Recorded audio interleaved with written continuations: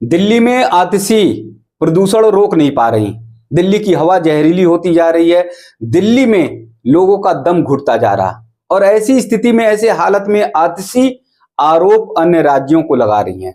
जो पड़ोसी राज्य हैं दिल्ली के, उन पर आरोप मढ़ने का काम कर रही और आतिशी कह रही हैं कि पड़ोसी राज्यों से परिवहन निगम की जो बसें आती हैं उसके कारण से दिल्ली में प्रदूषण बढ़ता जा रहा है, उसके कारण से दिल्ली में जहरीली हवा बढ़ती जा रही है। अर्थात खुद आम आदमी पार्टी दिल्ली में प्रदूषण के निस्तारण के लिए कोई ठोस कदम इन 10 वर्षों में निकाल नहीं पाई।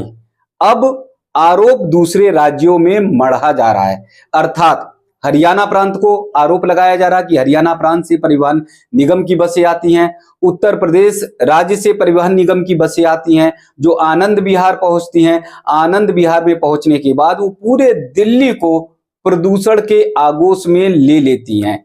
ये आरोप लगा रही हैं आतिशी और इस आरोप के कारण आप समझिए कि दिल्ली में प्रदूषण नियंत्रण हो ही नहीं सकता। यदि ये सरकारें एक दूसरे पर आरोप मढ़ती रही तो फिर दिल्ली में प्रदूषण की स्थिति जस की तस बनी रहेगी, प्रदूषण नियंत्रित नहीं रहेगा और दिल्ली के लोगों के लिए दम घोटने के अलावा और कोई रास्ता हो ही नहीं सकता। यानी प्रदूषण से बचाव का कोई रास्ता निकल ही नहीं सकता।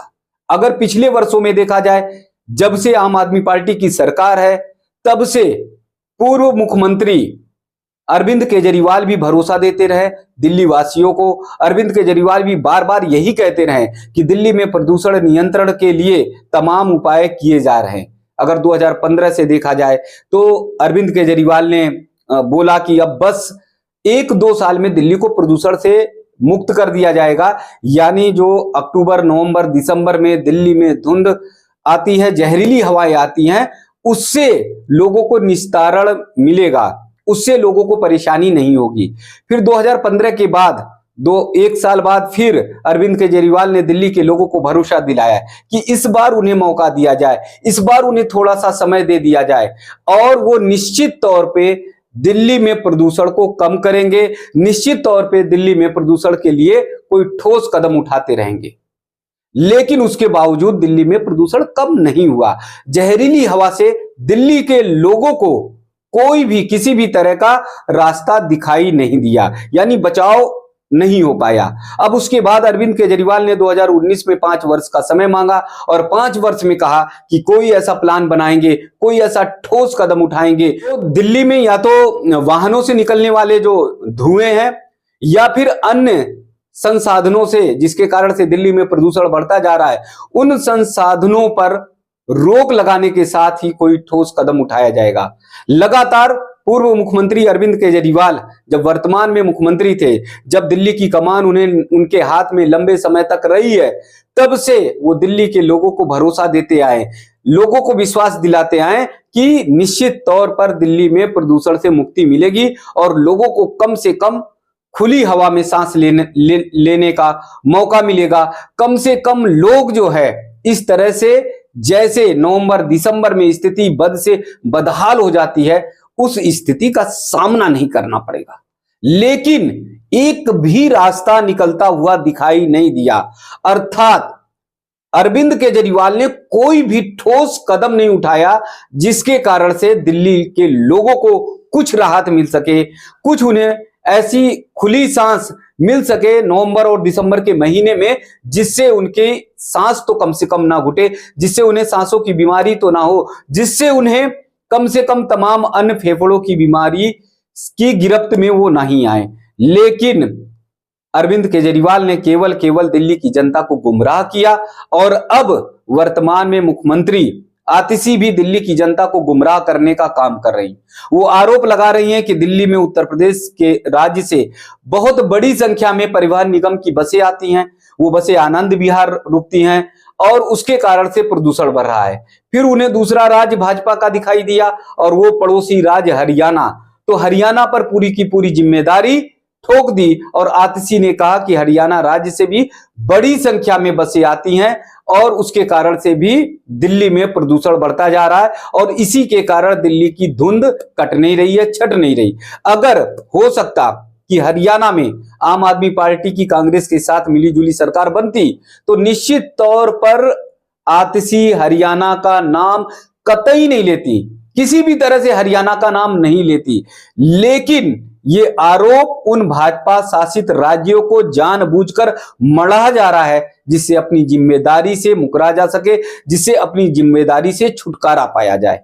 अब समझिए कि अरविंद केजरीवाल ने लंबे समय तक अपनी जिम्मेदारी से छुटकारा पाने के लिए तमाम झूठ, तमाम फरेब बोलते रहे।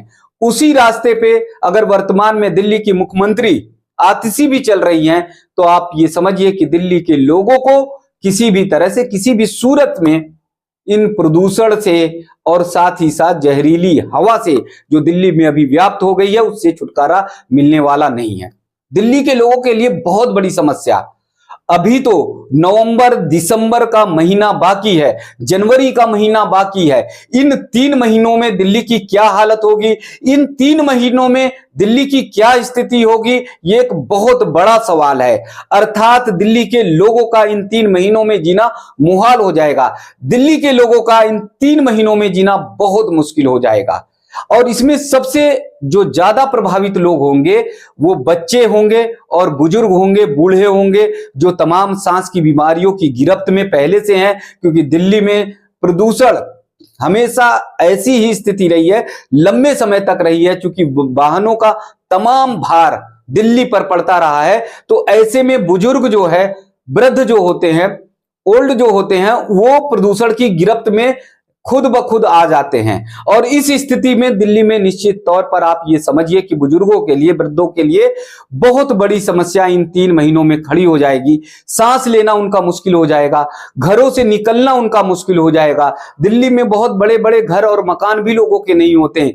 बुजुर्ग अगर खुली हवा सांस नहीं ले पाएंगे तो फिर घर में भी उनका दम घुटने लगेगा, अर्थात वो बाहर भी दम घुटने से बच नहीं पाएंगे और घर के अंदर भी रहेंगे तो घर के अंदर भी छोटे से मकान में उनका दम घुटता जाएगा। यानी बुजुर्गों के लिए, वृद्ध लोगों के लिए, ओल्ड लोगों के लिए आने वाले इन 3 महीनों में दिल्ली में सांस लेना भी मुश्किल हो जाएगा, उनका जीना भी बहुत मुश्किल हो जाएगा। दूसरी तरफ छोटे छोटे बच्चे जो विद्यालय जाते हैं, जो स्कूल जाते हैं, उन बच्चों के लिए बहुत बड़ी समस्या हो जाएगी। छोटे छोटे बच्चे अगर इस समय सांस की बीमारियों की गिरफ्त में आते हैं, छोटे छोटे बच्चे अगर जहरीली हवाओं की गिरफ्त में आते हैं, छोटे छोटे बच्चों को अगर खुली साफ सुथरी हवा नहीं मिलती है, तो आप ये समझिए कि उनकी जिंदगी क्या होगी, उनके आने वाले दिन कितने मुश्किल भरे होंगे। अगर बचपन में ही छोटे छोटे मासूम बच्चे दिल्ली में हवा के कारण, प्रदूषण के कारण अगर बीमारियों की गिरफ्त में आएंगे तो उनकी नौजवानी यानी युवापन उनका वो बेकार जाएगा और वृद्धा अवस्था तक पहुंचते पहुंचते यानी बुजुर्ग होते होते तो उनकी जिंदगी बहुत मुश्किल तरीके से गुजरेगी। इसलिए चाहे केंद्र सरकार की जिम्मेदारी हो, इसलिए चाहे आम आदमी पार्टी की दिल्ली में जिम्मेदारी हो, दोनों सरकारों को मिलकर बैठकर दिल्ली में कम से कम प्रदूषण को नियंत्रण करने के लिए कोई ठोस कदम उठाना चाहिए, कोई कठोर कदम उठाना चाहिए। जिस तरह से आतिशी हरियाणा और उत्तर प्रदेश की सरकारों पर आरोप मढ़ने का काम कर रही हैं, उससे तो साफ तौर पर पता चलता है कि दिल्ली में प्रदूषण नियंत्रण कतई होने वाला नहीं है। सिर्फ और सिर्फ सियासत चल रही है और आम आदमी पार्टी लगातार आरोप लगाने का काम कर रही है भाजपा पर, और भाजपा लगातार आरोप अगर लगाती है आम आदमी पार्टी पर तो इससे कोई रास्ता निकलने वाला नहीं है। बहुत बड़ी जिम्मेदारी दिल्ली की मुख्यमंत्री आतिशी की है कि आतिशी अपने कैबिनेट मंत्रालय में बैठकर या फिर उच्च अधिकारियों के साथ बैठकर या जो प्रदूषण नियंत्रण के विषय विशेषज्ञ रहे हों उनके साथ बैठकर कोई ठोस कदम उठाए, आरोप मढ़ने के अलावा कोई रास्ता निकाले, कोई मार्ग निकाले जिससे दिल्ली के लोगों को कम से कम प्रदूषण से बचाव हो सके। कम से कम दिल्ली के बच्चे जो हैं, मासूम छोटे छोटे बच्चे जो सांस की बीमारी की गिरफ्त में आने की संभावना जिन पर बहुत ज्यादा रहती है, उनका बचाव हो सके। कम से कम नवंबर और दिसंबर जनवरी के महीने में जो वृद्ध हैं, बुजुर्ग हैं, उनको तो कम से कम सांस की बीमारी ना हो, सांस लेने में उन्हें दिक्कत ना आए, ये सारी जिम्मेदारी आतिशी की है। और आतिशी यदि ठोस कदम नहीं उठाती हैं तो ये मान लेना चाहिए कि इसमें सिर्फ और सिर्फ सियासत हो रही है और आम आदमी पार्टी सियासत के अलावा कुछ भी नहीं करती।